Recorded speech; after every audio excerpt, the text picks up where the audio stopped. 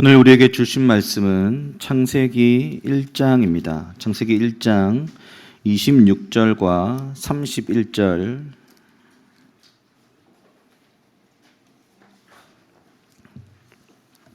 창세기 1장 26절과 31절을 우리 함께 읽도록 하겠습니다. 시작.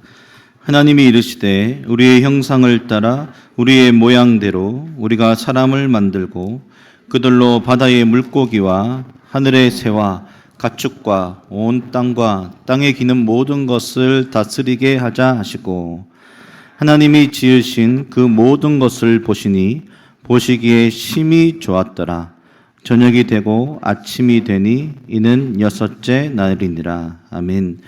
하나님 나라로 본 창세기 9번째, 창조의 선함과 축제라는 제목으로 목사님 말씀 증거해 주시겠습니다.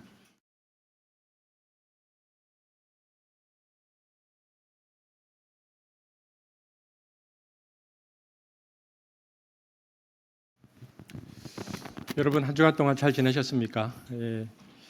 여러분 제가 한 주만 여러분 안 봐도 많이 보고 싶습니다. 예. 자, 여러분 저 앞에 강대상 쪽을 보면 저를 중심으로 이렇게 뭐가 달라진 게 하나 있는데 뭐가 달라진지 혹시 아시겠습니까? 달라진 거.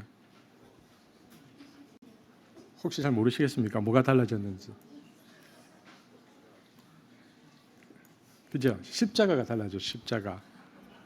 지금 저희 교회 십자가는 술이 들어갔습니다. 도자기로 만든 십자가였는데 떨어져서 지금 술이 들어갔고, 우리 장석 형제 또 경희자매 집에 있는 십자가가 왔습니다. 우리는 이렇게 십자가도 품앗이하는 교회입니다. 또 예쁘네요, 십자가가 이러니까. 네.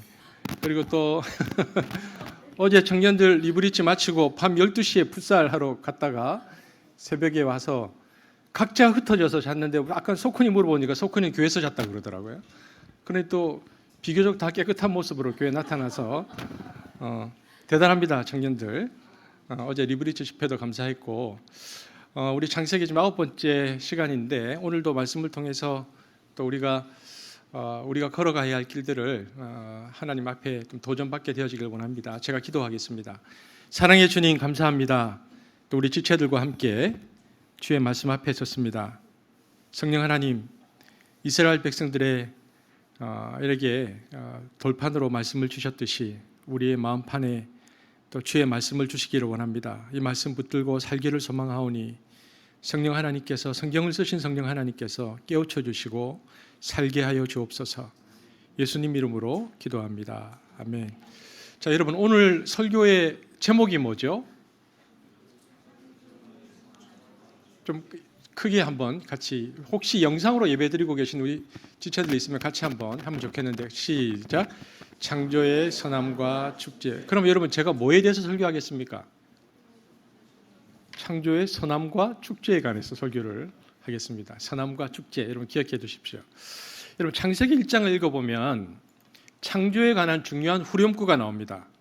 특별히 이제 4절 같은 게 보면 그 빛이 하나님 보시기에 좋았더라. 이제 여러분 이 좋았더라라는 게 히브리어로 토브입니다. 토브. 근데 이 토브가 창세기 1장에서 계속 반복되는데요. 4절, 10절, 12절, 18절, 21절, 25절 그렇게 해서 6번 이렇게 토브가 반복되고 있습니다.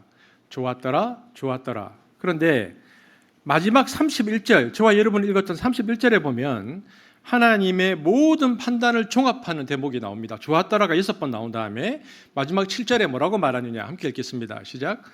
하나님이 그 지으신 모든 것을 보시니. 뭐가 다릅니까? 앞에 6번은 그냥 좋았더라. 그리고 지금 7번째는 심이라는 부사를 붙여서 7번 토부가 창세기에 나온다는 것입니다. 여러분 7번이나 하나님께서 좋았다라고 말했다는 것은 그 세계 창조를 했을 때에 전반적으로 반복되는 후렴구인데요. 마치 찬송가 후렴구처럼 보시기에 좋았더라가 이렇게 반복되고 있죠. 그러면 도대체 토부가 뭐냐는 거죠.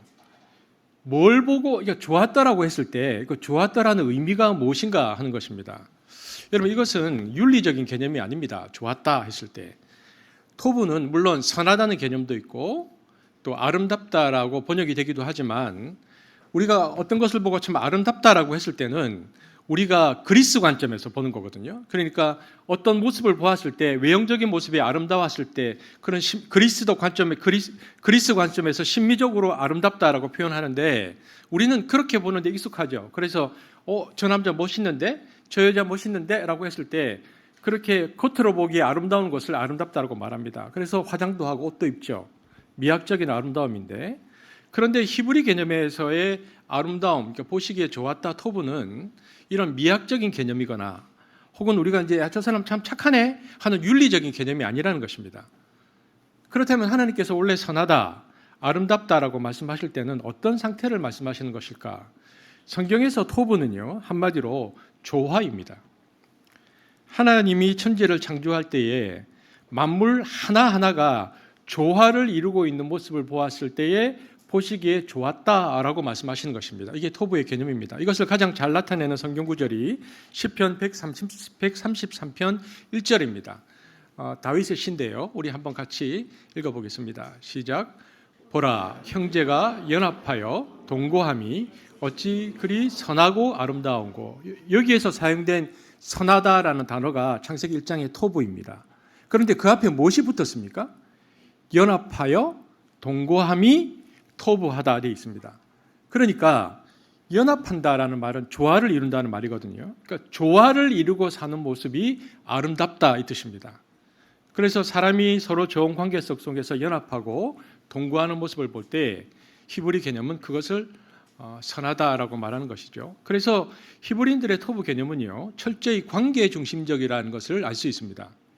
선하다는 개념을 윤리적으로 보는 것, 저 사람은 착하다 이렇게 보는 것은 유교, 그러니까 도덕군자들, 또 성경에서는 바리새인들이 그렇게 보았습니다.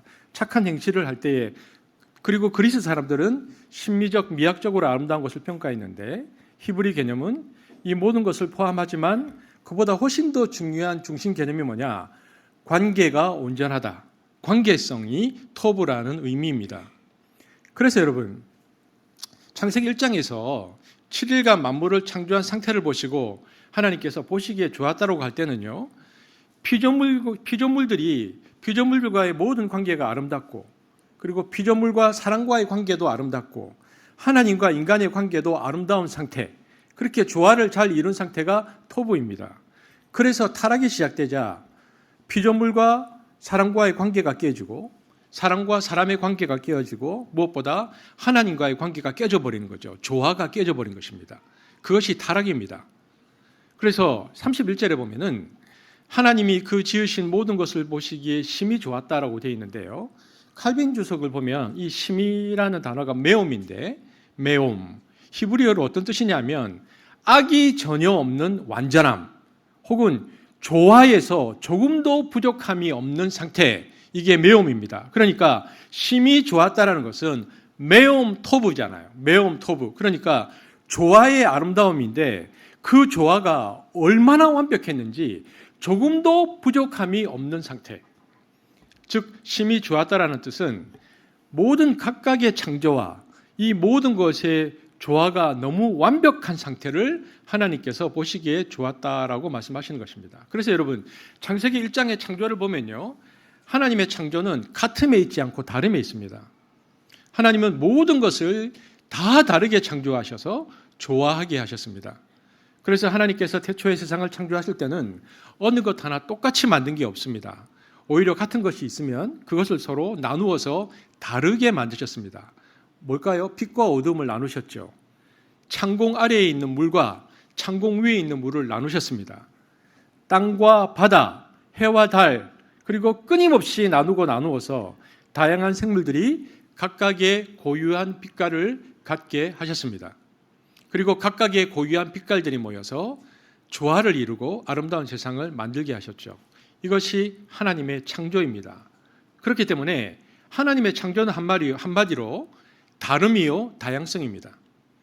이렇게 다양한 생명들을 창조하셔서 이 세상을 만드신 하나님은 보시면서 보시기에 좋았더라라고 말씀하신 것입니다. 그러므로 각각의 생명들이 남이 가지지 않는 자기만의 고유성, 자기스러움을 드러낼 때에, 그리고 그 모든 것의 조화가 선한 창조, 토부 창조입니다. 선한 창조입니다. 이처럼 모든 피조물들이 각각의 위치와 수준에서 자신만의 색깔을 가지고 있음은 마치 웅장한 오케스트라의 하모니처럼 이 모두가 하나님께 드려지는 영광스러운 거룩한 성령이 되어서 하나님은 영광을 받으신다. 이게 창세기 1장의 전반적인 설명입니다. 여러분, 요한계시록 1장을 보면요, 이제 창세기 1장에 이제 그 처음 만드신 세상이 나오고, 요한계시록에 보면 새 하늘과 새 땅이 나옵니다. 그리고 새 예루살렘의 특징을 이야기하고 있는데, 요한계시록 21장은 창세기 1장의 이 각각 다른 조화의 창조의 선함을 너무 잘 보여주는 본문입니다. 요한은 요한계시록 21장에서 새 하늘과 새 땅, 새 예루살렘을 어떻게 표현했는가? 다양한 빛의 색깔로 표현했습니다. 12개의 보석 색깔이 나타납니다. 세 번역으로 읽겠는데요. 요한계시록 21장 19절에서 21절. 근데 제가 아무리 들여다봐도 이 보석을 잘 모르겠더라고요. 여러분, 우리 자매들 가운데 여기 몇 개나 알고 계신지 한번 머릿속에 생각해 보면서 우리 같이 한번 새 하늘과 새 땅입니다. 한번 같이 읽겠습니다. 시작. 그 성벽의 주춧돌들은 각색 보석으로 꾸며져 있었습니다. 둘째는 사파이어요, 셋째는 옥수요, 넷째는 비치옥이요, 다섯째는 홍마노요, 여섯째는 홍옥수요, 일곱째는 황보석이요, 여덟째는 녹주석이요, 아홉째는 황옥이요, 열째는 녹옥수요, 열한째는 청옥이요, 열두째는 자수정이었습니다. 또 12대문은 12진주로 되어 있는데 그 대문들이 각각 진주 한 개로 되어 있었습니다. 도시의 넓은 거리는 맑은 수정과 같은 순금이었습니다. 요한이 환상을 보는데 새하늘과 새 땅, 새 예루살렘은 이랬다는 것입니다. 여러분, 전 한 2개 알겠는데 여러분 한 몇 개나 아시겠습니까? 여기 보면 요한은 하늘을 묘사할 때 각 색깔의 고유한 아름다움의 조화, 이것이 새 예루살렘이다, 새 하늘이다라고 말합니다. 여러분 집에 보석이 있죠?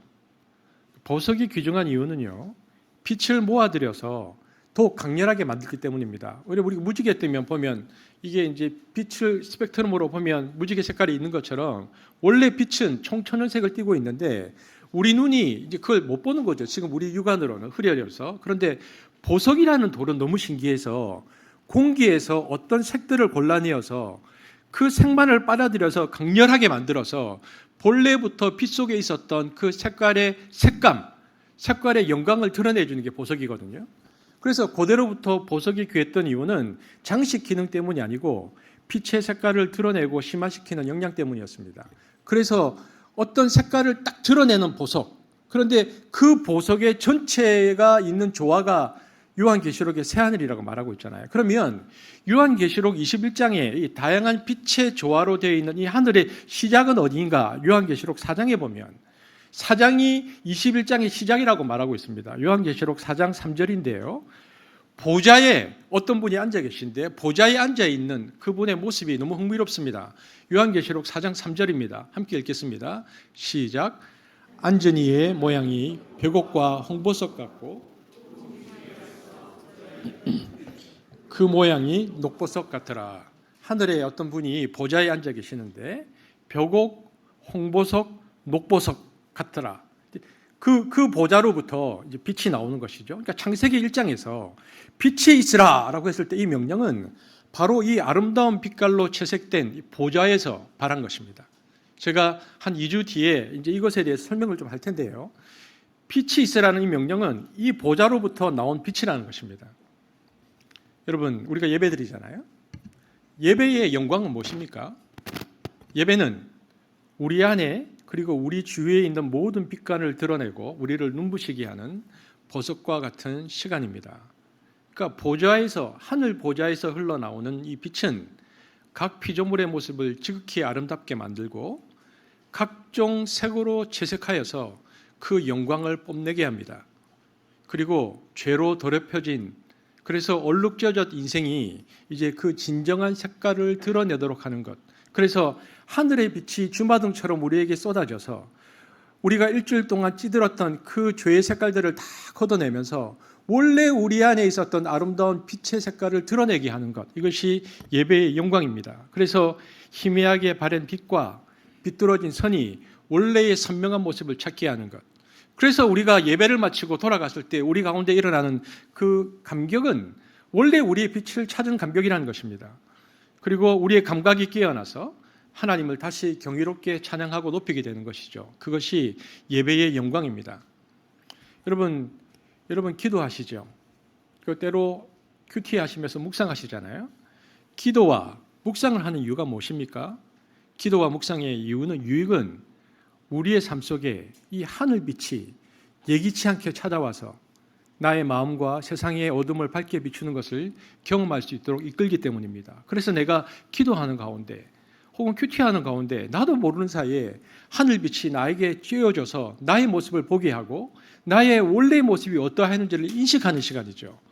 그래서 기도와 고요한 시간 큐티는 오랜 기간 신앙생활을 하면서 우리가 흔히 들었던 하나님, 예수님, 그리스도, 성령, 사랑, 평화 같은 값진 보아들이를 다 지나쳐버리고 비본질적인 것에 집착해서 투쟁하고 싸우고 갈등하다가 세월을 보내고 있는 나의 모습을 발견하게 하면서 우리에게 불순물을 완전히 제거한 원색을 갖게 하는 시간입니다.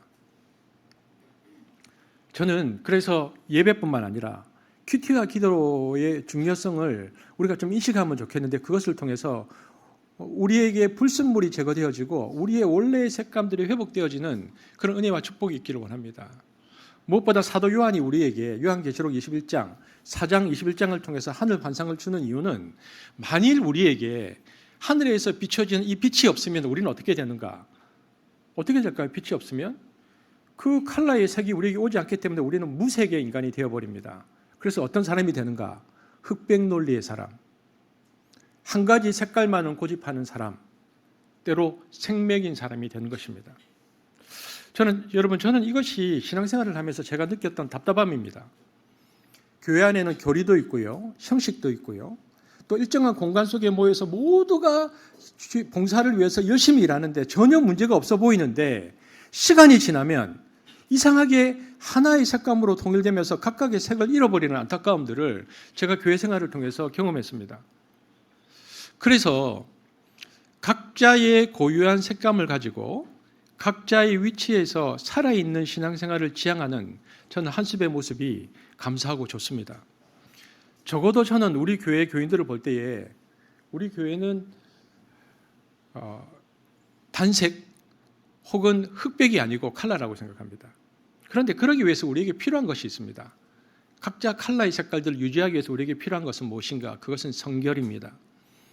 우리에게 성결이 요구되는 이유는 언제나 이 하늘의 빛을 느끼기 위해서입니다.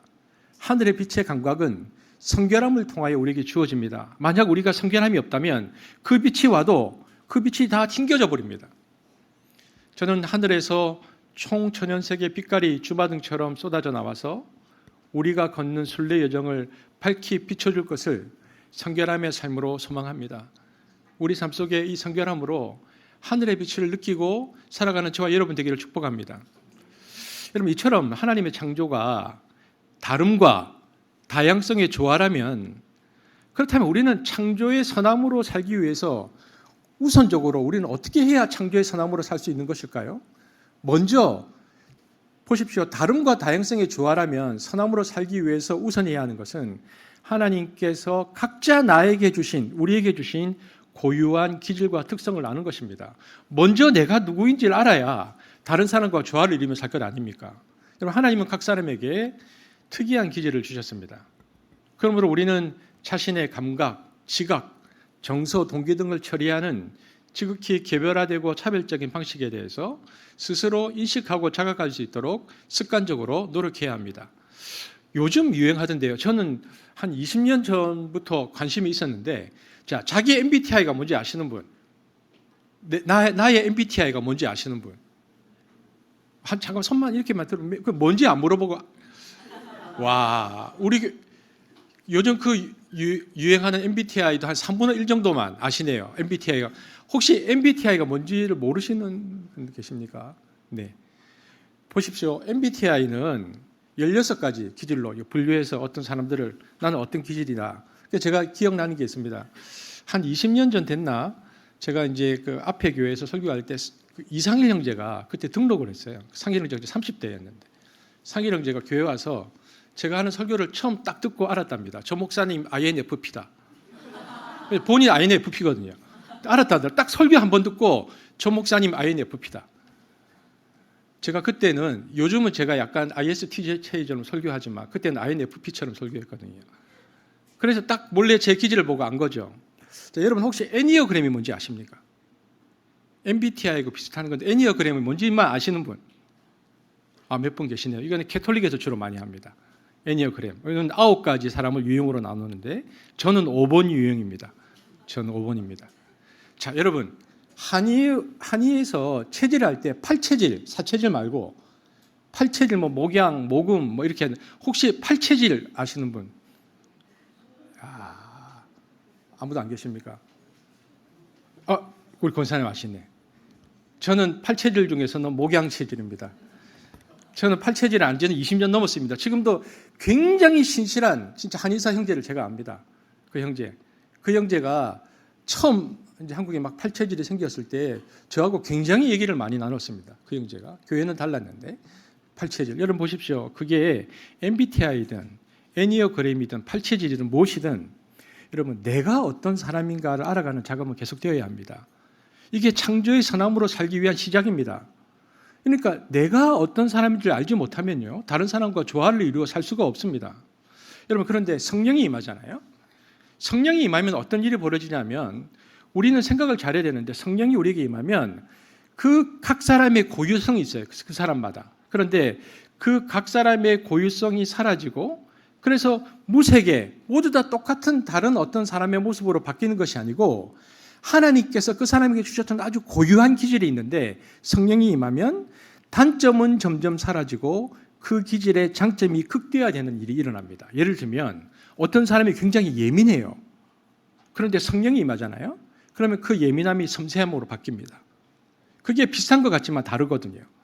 그러니까 성령이 임한다는 것은 우리 각자에게 있었던 어떤 기질을 없애버리는 게 아니고 성령이 그 기질의 장점을 최대치로 올려주는 거죠.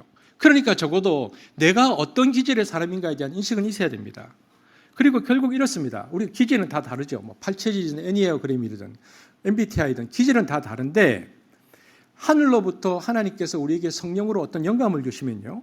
너무 놀랍게도 그 성령은 하나 되게 하는 성령이기 때문에 모든 기질의 장점의 공감성을 이끌어내어서 다른데 하나라는 인식을 우리에게 줍니다. 이것이 각자의 고유 색깔을 가지고 있으면서도 충돌되지 않음의 아름다움인 창조의 선함을 가지는 것이고 우리는 그렇게 창조의 선함을 가지고 살아가는 사람들을 뭐라고 부르느냐? 공동체라고 부르는 것입니다. 몇 년 전에 그 교사들 다 모여 있을 때 우리 박현주 자매가 그 MBTI 특강 했었죠. 현주 자매가 여기 계시네. 애니어그램이었습니까? 애니어그램. 여러분 애니어그램이든 MBTI든 우리 그 터에서 우리 교회 애니어그램과 MBTI를 강의하실 수 있는 분이 몇 분 계세요. 그분들을 좀 터에서 좀 초청해서 도대체 우리가 어떤 기질을 갖고 있는가 이런 것 좀 한번 하면 좋겠다는 생각이 듭니다. 여러분 한번 초청하셔서 그렇게 한번 해보십시오. 저는 선천적으로 가지고 있는 제 기질이 있거든요. 근데 감사히 하고 있습니다. 왜냐하면 시간이 지나면서 그 기질의 장점을 만들어 가신 하나님께 감사하면서 여러분 그래서 모든 것의 조화가 창조의 선함이라면 창조의 선함으로 살아간다는 것은 그래서 획일성을 거부하는 거죠. 여러분 이제 가을에 들꽃이 만약 한 가지 색의 꽃만 있다면 그 들꽃이 아름답지 않을 것입니다. 들에 피어 있는 꽃이 뭐가 이쁘겠습니까? 그런데 색깔의 다양함이죠. 가을의 들길이 아름다운 것은 각양각색의 다양한 빛깔과 종류와 모양을 갖고 있는 들꽃이 모여 있기 때문에 아름다운 것입니다. 제가 가끔씩 자동차가 달리는 그 큰 도로변에 가다 보면은 제가 동네 이름을 모르겠어요. 커다란 비닐하우스가 둘려쳐 있는 원예 단지들을 볼 때가 있습니다. 종종. 근데 눈에 들어오는 게 있는데요. 원예 단지를 보면 그중에 장미 재배소가 있습니다. 여러분 장미 재배소를 딱 보면 비닐하우스에 있는 장미꽃은 얼뜻 보면 화사할지 몰라도요. 장미 외에는 다른 꽃을 인정하지 않는 공간이 장미 재배소입니다. 비닐하우스에. 저는 가끔 우리의 가정이, 우리의 학교가, 우리의 사회가, 그리고 우리의 교회가 한 가지 색깔과 한 가지 모양과 한 가지 향기만을 풍기는 장미꽃을 재배하는 장미 재배소와 같지 않은가 그런 생각을 해봅니다. 어느 집에는 아빠 꽃만 있어서 아내나 자녀의 꽃은 시들어 있거나 아니면 부모의 생각과 목적에 길들여져서 자기스러움에 꽃이 피어나지 못하는 가엾은 우리 아이들을 보게 되었습니다. 여러분, 가정은 가족 구성원이 자기만의 고유한 색깔과 모양과 향기를 뿜어내며 자기스러움을 마음껏 안전하게 표현할 수 있는 꽃밭과 같은 곳이어야 합니다.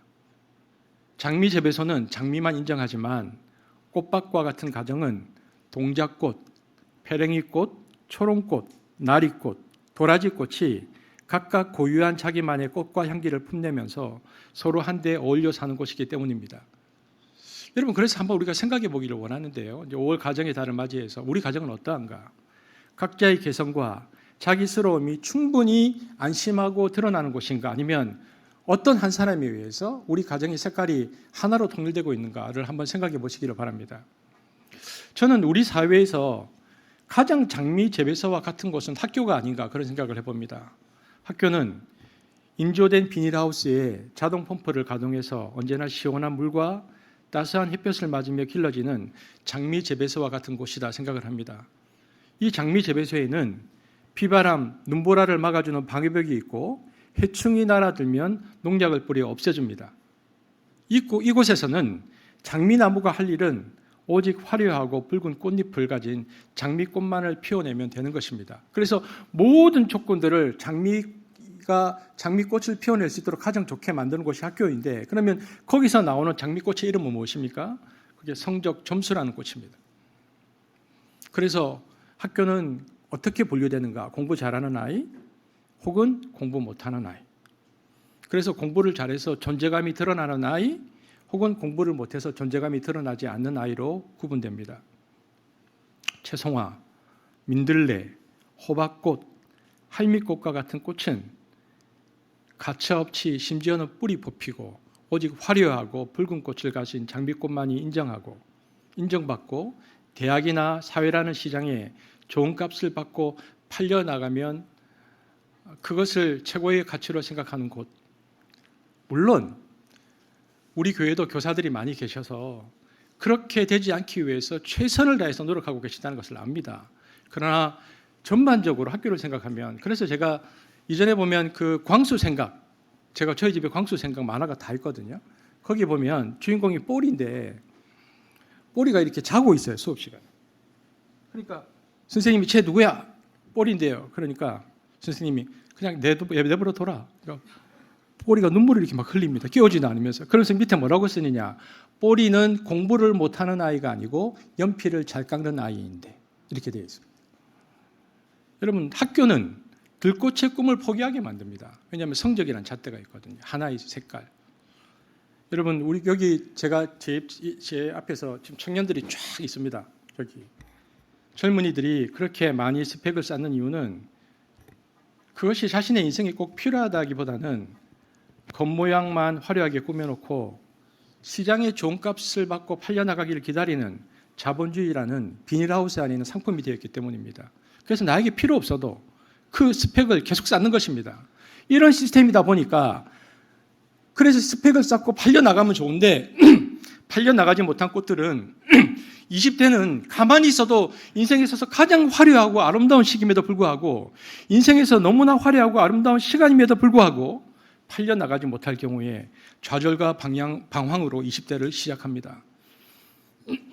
실용과 성공이라는 가치로 인해서 혹은 힘 있는 한 사람에 의해서 획일화되어 가고 있는 가정과 학교와 사회를 바라보며 안타까움을 느낍니다. 이런 사회는 불행한 사회입니다. 여러분, 그렇다면 교회는 어떨까요? 교회는 어떤 하나의 모양이나 하나의 색깔을 향해 나아가는 장미 재배소가 아닙니다. 자기만의 고유한 모양과 색깔과 향기를 가지고 하나님을 찬양하고 그리스도를 마음껏 만날 수 있는 곳이 교회여야 합니다. 그것이 실제로 흥덕의 교회가 또 하나의 교회인 한석교회가 세워진 이유입니다. 그렇게 하기 위해서는 어떻게 해야 됩니까? 교회 안에 둘러쳐진 비닐을 벗겨내야 됩니다. 뭡니까? 형식과 전통이죠. 태영 목사님 어디 계십니까? 저 좀 주십시오. 노트북이 이제 꺼지려고 합니다. 왜 그런지 모르겠는데 또 자동 펌프를 중단시키고 햇빛 차단막을 거두어야 됩니다. 습관화된 신앙입니다. 온갖 해로운 살충제 살포를 중지해서 그러니까 단순화시킨 말씀입니다. 그리고 꽃 재배소, 성장 각종 성장 촉진 프로그램의 모습을 벗겨내고 그렇게 해야 교회 들길의 그 아름다움의 길로 교회가 걸어갈 수 있는 것입니다. 저는 목회를 하면서 일상적으로 그냥 어떤 일반적인 교회에서 참 저 사람 신앙이 좋다라는 형태로 한 숲의 신앙의 좋음을 제가 평가하지 않습니다. 표현하지는 않습니다. 되지 않는데?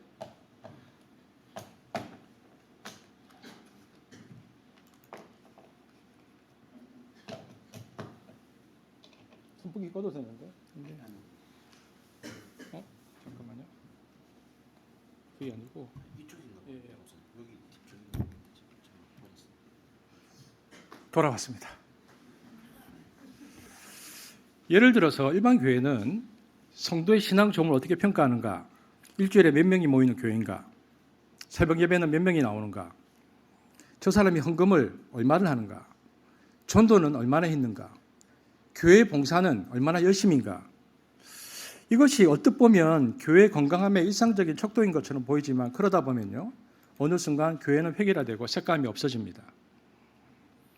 그래서 모든 성도들이 함께 교회라는 꽃밭을 가꾸되 하나님이 주신 자연의 바람, 햇볕, 비를 맞으며 마음껏 날개를 펴고 삶의 자리에서 자기만의 꽃을 피워내는 그 다일 공동체를 저는 소망하고 그렇게 목회를 하기를 원하고 있습니다. 여러분 그래도 지각은 하지 맙시다. 그래도 그리고 주일 빠지면 얘기는 좀 해주십시오. 그래도 왜 안 나오셨는지 제가 좀 알 수 있도록 그 정도는 해줄 수 있잖아요.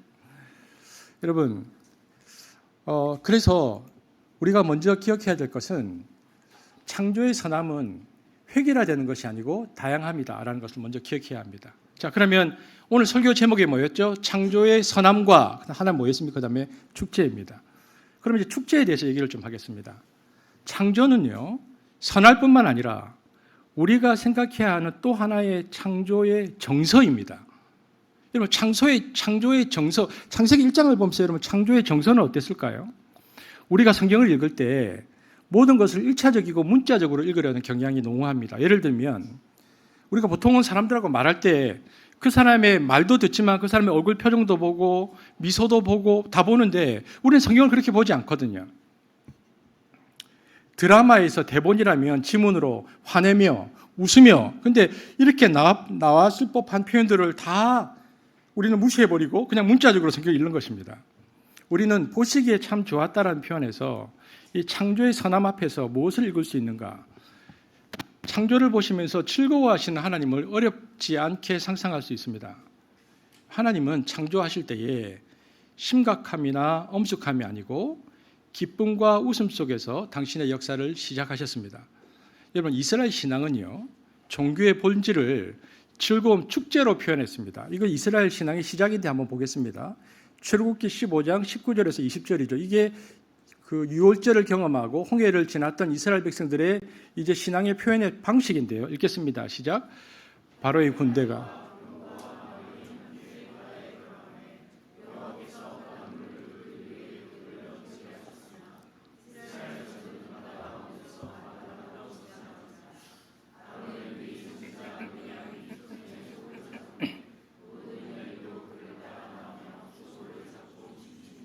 여러분 430년 동안 이집트에서 노예로 살다가 드디어 홍해를 지나면서 이제 이스라엘 민족 하나님께서 이스라엘 민족으로 만드시는 장면에서 그들이 어떻게 했는가? 여인들이 손에 소울을 들고 춤을 추었다. 이스라엘이 자기의 신앙을 표현하는 방식이 춤이었다는 것입니다. 예루살렘의 회복에 관한 종말론적인 약속을 선포하고 있는 스가랴 선지자의 경우에 예루살렘 광장에 다시 남녀노인들이 한가로이 앉아 쉬게 될 것이다. 뛰놀게 될 것이라고 예언합니다. 한번 같이 읽어볼까요? 시작.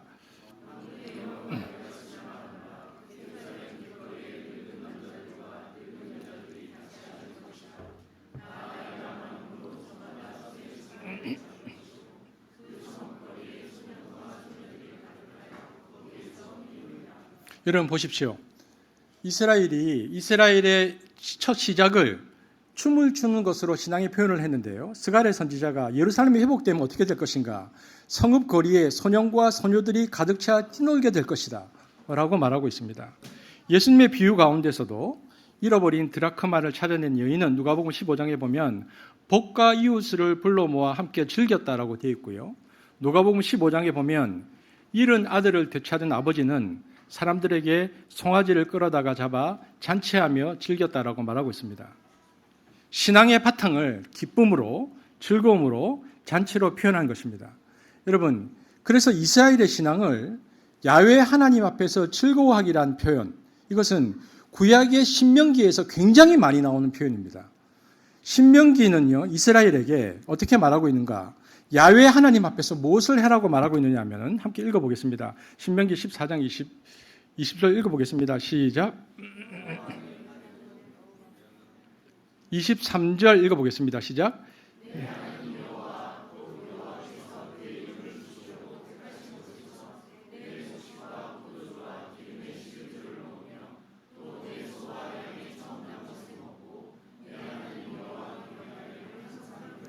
신명기는 이스라엘에게 뭐라고 말하고 있느냐면요, 여호와 하나님 앞에서 너희들은 먹어라 라고 얘기합니다.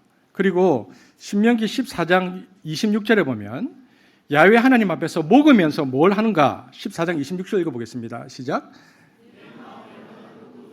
그 돈으로 사되 소나 양이나 포도주나 독주 등 내 마음대로 원한 모든 것을 먹고 거기 내 하나님 여호와 앞에서 내 즐거워하라. 여호와 하나님 앞에서 뭘 하라고 말하냐면 너희들은 먹고 즐거워하라고 말하고 있습니다. 여러분, 신명기에서 야훼 하나님 앞에서 우리가 흔히 말하는 코람데오라는 히브리어는요, 신명기 법전에서 굉장히 많이 등장하는데 이 야훼 하나님 앞에서라는 구절들이 주로 하나님의 임재를 설명하는 용어인데요. 이 표현은 항상 어떤 의미를 내포하고 있느냐 하면은 하나님 아버지 앞에서 그 하나님의 임재가 있을 때 두려워하라는 뜻이 아니고 먹고 즐거워하라는 의미로 쓰였다는 것입니다. 그것이 이스라엘이 자기의 신앙을 표현하는 신앙의 정서였습니다. 원래 왜 이런 표현이 쓰였냐면 원래 고대 서아시아에서 종교는 항상 신에 대한 경외, 두려움을 바탕으로 두고 있습니다. 고대 이스라엘 신앙도 이런 영향에서 크게 벗어나지 못했죠. 게다가 야훼 신앙 안에도 전통적인 야훼 신앙 말고 야훼와 바알을 함께 섬기라는 혼합주의적 체계가 서로 엉켜 있었습니다. 그런데 모세가 뭐라고 말하는가? 너희는 그렇게 하면 안 된다. 신명기는 오히려 그것을 뒤집어서 아버지 하나님 앞에서 다른 바알이나 이방의 신들 앞에서 너희가 두려움과 경외함으로 있지만 너희들은 아버지 하나님 앞에서 즐거워할 것을 명령하고 있다는 것입니다. 신앙이란 두려움에 사로잡혀서 치러지는 의무감에서 나오는 것이 아니라 즐거워하는 것이다. 그것도 아버지 하나님 앞에서 즐거워하는 것이다. 그래서 신명기 12장 12절을 보면요, 이렇게 되어 있습니다. 함께 읽겠습니다. 시작. 너희와 너희의 자녀와 노비와 함께 너희 하나님 여호와 앞에서 즐거워할 것이요 내 성중에 있는 레위인과도 그러할지니 레위인은 너희 중에 분깃이나 기업이 없음이니라. 16장 11절 시작. 너와 내 자녀와 노비와 내 성중에 있는 레위인과 및 너희 중에 있는 객과 고아와 과부와 함께 내 하나님 여호와께서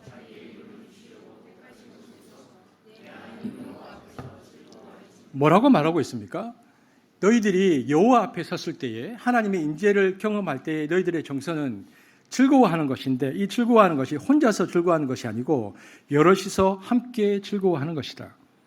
자녀들과 이웃들과 함께 즐거워하기. 그러니까 신앙을 축제로 승화시키고 있다는 것을 보게 되어집니다. 그리고 이 신명기의 저자가 오늘 창세기의 저자라는 것을 우리가 기억할 필요가 있습니다. 이처럼 창세기 1장의 창조의 정서적 분위기는 축제입니다.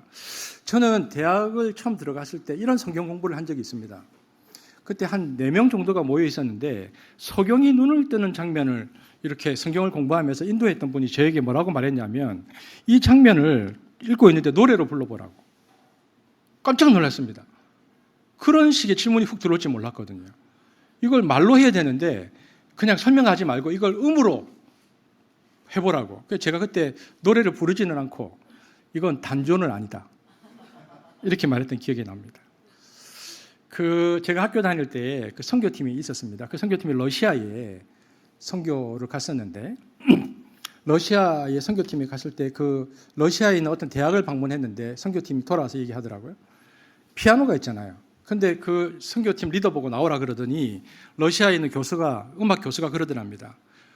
도레미파솔라 시도 중에 오늘 날씨가 어디에 해당되는지 눌러보라. 오늘이 뭐 미인지 솔인지 시인지 눌러보라는 겁니다. 너무 당황이 되더랍니다. 근데 고민 끝에 딱 누르니까 그게 그 날씨 같다고 얘기를 하더라고요. 뭡니까? 성경과 세상을 입체적으로 느끼는 시도잖아요. 여러분, 우리가 창세기를 읽을 때 문자적으로 신학적으로도 중요하지만 중요한 것은 창세기 아닌 정서입니다.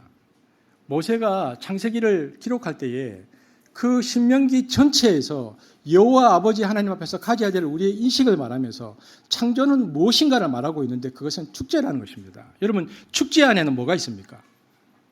춤이 있고 노래가 있고 웃음이 있죠. 그래서 여러분, 하나님의 창조의 축제에는 춤이 있었습니다. 그게 어떻게 나오는가? 1장 26절입니다. 그것이 저와 여러분 읽었던 성경 구절이죠. 읽겠습니다. 시작. 하나님이 가라사대 형상을 따라. 초대 교부 신학자들은 우리라는 이 복수형을 삼위일체의 성부, 성자, 성령으로 해석했습니다. 이 삼위일체라는 용어가 직접 성경에 기록되지는 않지만 2000년 교회 역사는 기독교적인 삶을 이해하고 거기에 참여하기 위한 가장 포괄적이고 통합적인 틀로 삼위일체 신학으로 이 성경 구절을 이해합니다.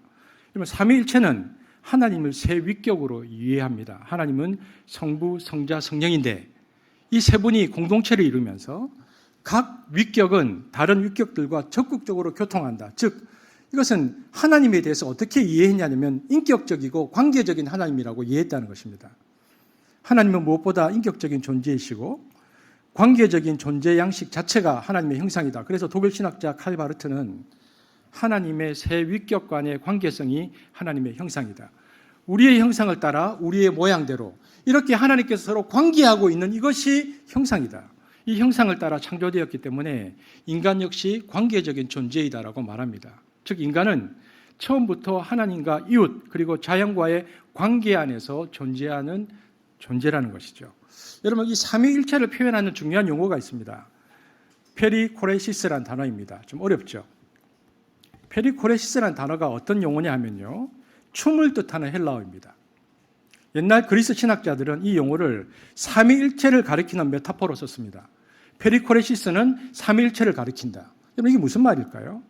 이 페리코레시스는 혼자서 춤을 추는 춤을 뜻하는 게 아니고, 여러분 함께 손잡고 원을 그리면서 추는 춤 있잖아요. 기억납니까? 이렇게 안에 원이 있고 바깥에 원이 있고. 한번 잠깐 보여드릴게요. 저렇게 추는 거 한번 보십시오.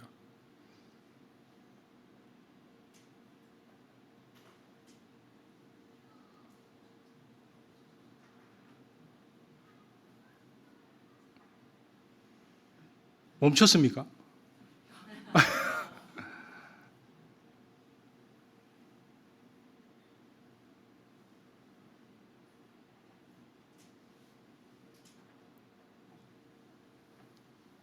자, 여러분 보십시오. 파트너가 춤을 추고 있는 장면입니다. 보시면 들어보십시오. 음악이 시작되면 파트너들이 서로 손을 잡고 원을 그리면서 돌기 시작하죠.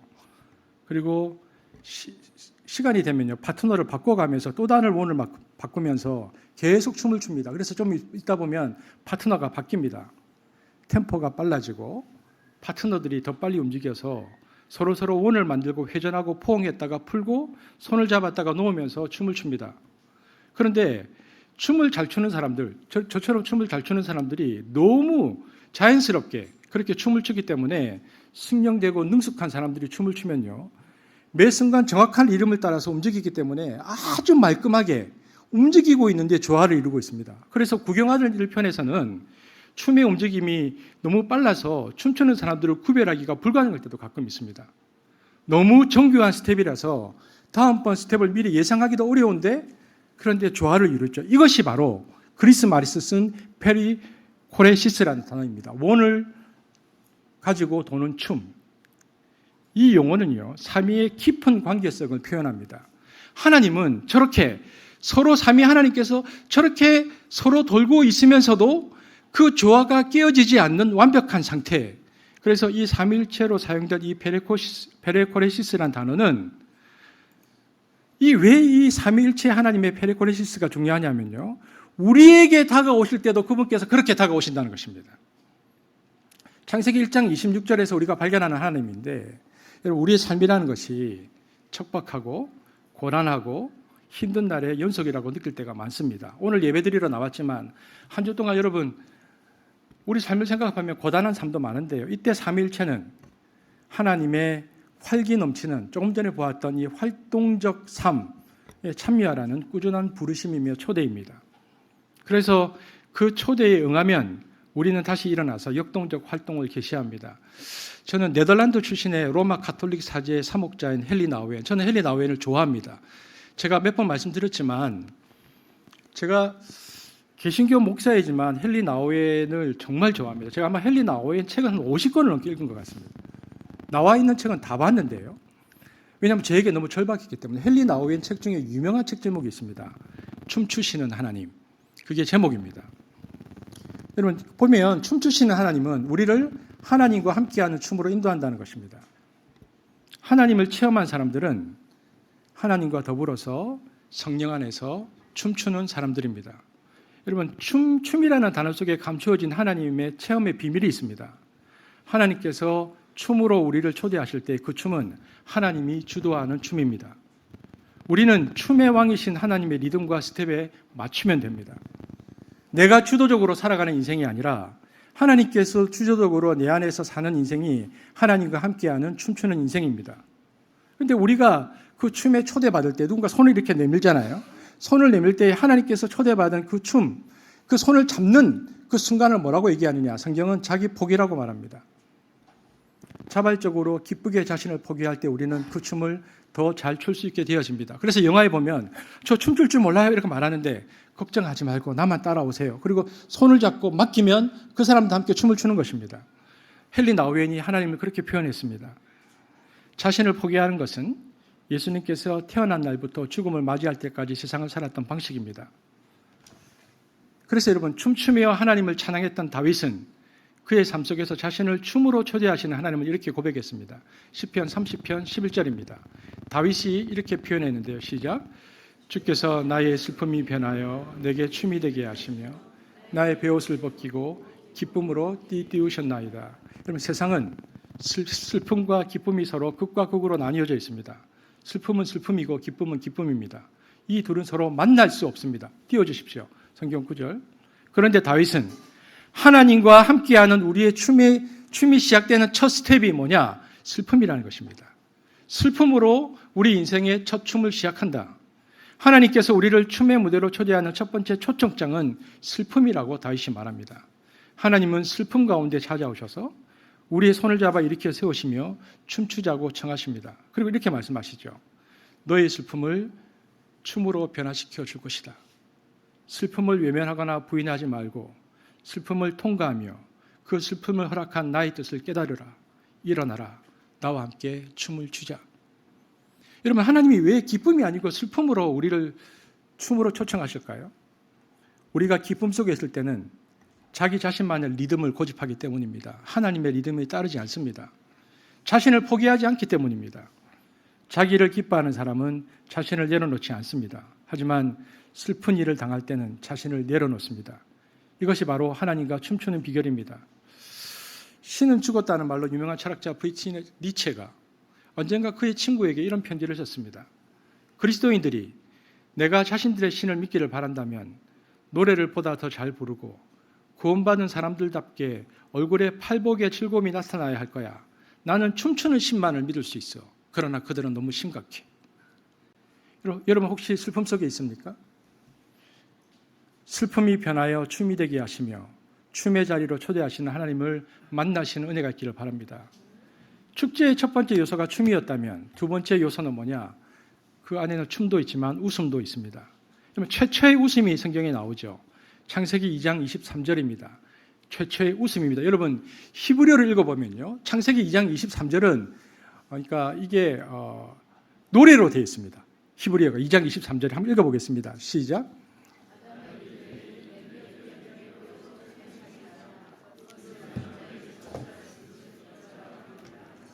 여러분 이것을 직역하면 이제야 나타났구나. 이 사람 뼈도 나의 뼈, 살도 나의 살. 이런 노래를 불렀다는 것입니다.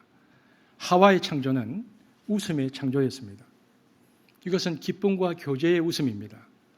나눔과 즐김의 웃음, 함께 웃는 웃음이 드디어 이 세상에 들어옵니다. 웃음은 근본적으로 경축하는 행위입니다. 웃음은 기쁨과 감사의 표현입니다. 여러분 나니아 연대기 읽어보셨습니까? 영화를 보시거나 보신 분 계십니까? 그냥 나니아 연대기 누가 지었냐면 C.S. 루이스가 지었죠. 이분이 이제 영국 소설가이고 잉글랜드 성공회 출신의 평신도인데 거기 보면 주인공 아슬란이 말하는 동물들을 창조해요. 그런데 어느 날 그 동물들에게서 웃음을 발견하죠. 근데 동물들이 서로 그런 이상한 웃음이, 이상한 소리가 나오니까 그걸 막 부끄럽게 여기고 억제하려고 합니다. 그러자 아슬란이 그들에게 말합니다. 피조물들아, 두려워 말고 웃어라. 너희는 이제 더 이상 우둔한 바보가 아니니까 항상 심각할 필요는 없다. 여러분, 우리가 하나님 나라를 공평과 정의로 얘기하지만 정의뿐만 아니라 농담도 유머도 웃음도 하나님께서 창조하셨습니다. 여러분, 그래서 순진무구한 웃음에서 만들어내는 그 신선한 공기는 마치 에덴에서 불어오는 부드러운 바람처럼 숨 막힐 듯 답답한 어른의 세계에게 상쾌함을 줍니다.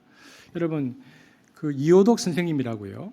교육자하고 아동문학가 분이 계십니다. 그분이 이런 표현을 썼습니다. 6살 이하의 아이들과 말과 웃음은 그 자체가 시다. 그래서 유치부실 아이들에게서 느끼는 바로 그 감정은 창조시의 분위기를 짐작하게 합니다. 물론 키우는 엄마들은 안 그렇겠죠. 이처럼 우리는 보시기에 참 좋았다라는 표현에서 하나님의 웃음을 어렵지 않게 상상할 수 있습니다. 그래서 축제적 창조의 삶을 산다는 것은 한마디로 지나친 진지함을 거부하는 것입니다. 니체는 이렇게 말했습니다. 심각하고 철저하고 심오하고 엄숙한 자, 즉 진지함의 영혼이 바로 악마다. 라이놀드 니버라는 신학자는 타락이 있다면 그것은 웃음의 상실이지 진지함의 상실은 아닐 것이다. 여러분, 유머는 신화신과 예법에서 가장 배제되어야 할 요소로 사람들에게 간주되어 왔습니다. 그건 속세의 것이지 성세에 속한 것이 아니다. 그래서 그건 저 교회 식당에서나 있는 거지 예배당에서는 그렇게 하면 안 된다. 웃음은 우리들로 하여금 천박한 것에 몰두하게 하고 신성을 모독하게 만들고 교회에서 아이들을 산만하게 해서 세례식이 진행되는 동안에 킥킥대게 만드는 악마의 발명품과 같이 여겨졌습니다. 쾌활함과 웃음 그리고 선한 유머가 있을 때만이 거기에 진정한 친밀함이 있는데 교회는 진지함으로 그 모든 것을 몰아냈다는 것입니다. 저는 그래서 생각해 봅니다. 우리 교회에서 누가 가장 유머스럽고 가장 누가 잘 웃는가? 제가 굉장히 노력했거든요. 이 설교를 하면서 내가 심각하게 설교를 안 해야지. 그런데 전 심각해질 거라고 생각했습니다. 그래서 제가 오늘 나올 때 그랬습니다. 그 유머도 가장 심각하게 설교할 수 있는 게 뭔지를 보여주겠다. 가족들에게 말하는데 여러분 우리 교회에서 누가 가장 잘 웃습니까? 누구의 웃음소리가 가장 호탕합니까? 그리고 누가 가장 유머스럽습니까? 여러분 이처럼 축제에는 춤과 웃음이 있습니다. 하나님은 창조시뿐만 아니라 기쁨과 웃음 축제 속에서 당신의 역사를 마무리하실 것입니다. 마태복음 22장과 누가복음 14장에 보면 예수님은 역사의 끝에 완성될 하나님 나라를 혼인잔치에 비유하셨습니다. 그 혼인잔치의 주인이신 하나님은 틀림없이 즐겁게 웃으시고 기뻐하시는 모습일 것입니다. 그 모습이 어디에 나오느냐? 누가복음 15장에 나옵니다. 탕자가 갔다가 돌아왔을 때 아버지가 어떠한 모습이었을까요? 아마 앞장서서 춤을 추면서 주변 사람들에게 함께 춤추자고 초청했을 것입니다. 이것을 통해서 예수님은 당시 유대인들이 가지고 있던 잘못된 하나님 개념을 바꿔주신 것이죠. 하나님은 집 나간 아들이 돌아왔을 때 그 아들과 함께 기꺼이 춤추기를 기뻐하시는 아버지시다. 그걸 말하려고 하는 것입니다. 여러분 시드니 카터라고요. 이분이 퀘이커 교도가 있는데 우리가 아는 리차드 포스터도 퀘이커죠. 퀘이커 교도 소종파 심플 깁스라고 그룹 댄스 곡이 있습니다. 퀘이커 교도들이 추는 춤. 거기에 시드니 카터라는 분이 개사해서 만든 유명해진 곡이 있는데 이제 그게 시입니다. 춤추시는 하나님이란 시입니다. 시드니 카터 제가 그냥 그대로 읽어드리겠습니다. 일부만 인용하면요 이렇게 되어 있습니다. 그 퀘이커 교도들이 부르는 그 춤추면서 부르는 노래를 가져와서 시드니 카터가 시로 만들었는데 세상이 창조된 그 아침 난 춤을 추었다. 해와 달과 별에서 춤을 추고 하늘에서 땅으로 내려와 춤을 추었고 베들레헴에서 나는 태어났다.